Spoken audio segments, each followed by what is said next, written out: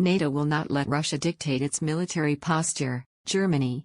We need to solve the current tensions on the diplomatic level, says Defense Minister. NATO will discuss Russia's security proposals but it will not let Moscow dictate the alliance's military posture, German Defense Minister Christine Lambrecht said on Sunday on a visit to German troops based in Lithuania to deter a Russian attack. On Friday, Moscow set out a list of demands for the West that includes withdrawing NATO battalions from Poland and Estonia, Latvia and Lithuania, once part of the Soviet Union. Russia is also demanding a legally binding guarantee that NATO will give up any military activity in Eastern Europe and Ukraine and an effective Russian veto on future NATO membership for Ukraine, which the West has already ruled out.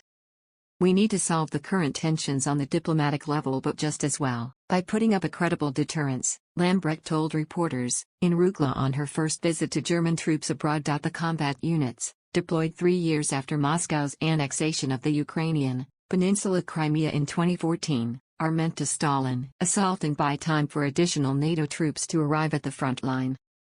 We will discuss Russia's proposals, but it cannot be that Russia dictates to NATO partners their posture, and that is something that we will make very clear in the talks next week at the NATO Council, she added.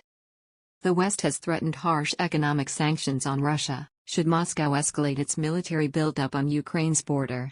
Moscow says it is only responding to threats to its security from Kiev's increasingly close relations with NATO. Speaking alongside Lambrecht on Sunday, Lithuania's Defence Minister Arvydas Anušauskas accused Russia of trying to drive a wedge into the alliance, and said NATO must not allow Moscow to divide Europe into spheres of influence. We need to support Ukraine with all means, which includes the delivery of lethal weapons, Anušauskas added, without giving details on what kind of weapons he meant. Lambrecht declined to comment on a report by Spiegel on Saturday that NATO's top general Todd Walters had suggested the alliance should establish a similar military presence as in Poland and the Baltic states in Bulgaria and Romania.